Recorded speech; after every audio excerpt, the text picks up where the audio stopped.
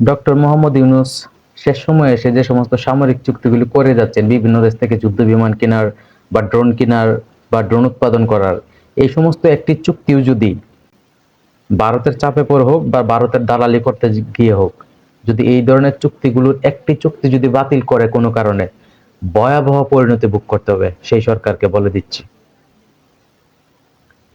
আমাদের স্বাধীনতা সার্বভৌমত্ব রক্ষায় আমাদের পাশের দেশ সবচেয়ে বড় হুমকি। আমাদের সামরিক শক্তি বৃদ্ধির কোনোই বিকল্প নেই। একটি চুক্তিও বাতিল করা যাবে না। যে সমস্ত দেশগুলো থেকে যে কয়টা যুদ্ধ বিমান কেনার চুক্তি হয়েছে, সেই কয়টা যুদ্ধ বিমানই কিনতে হবে। কোনো প্রকার অর্থনৈতিক দোহাই দেওয়া যাবে না। বাংলাদেশ থেকে হাজার হাজার কোটি টাকা পাচার হচ্ছে, শত শত হাজার হাজার কোটি টাকা ঋণ খেলাপিরা এবার এমপি নির্বাচন করবে, সে টাকা কোত্থেকে আসে? হাজার হাজার টাকা চুরি করে দেশে পাচার করছে, সে টাকা কোত্থেকে আসে? সামরিক শক্তি বৃদ্ধির সময় বলে যে এত টাকা তো বাংলাদেশে নেই।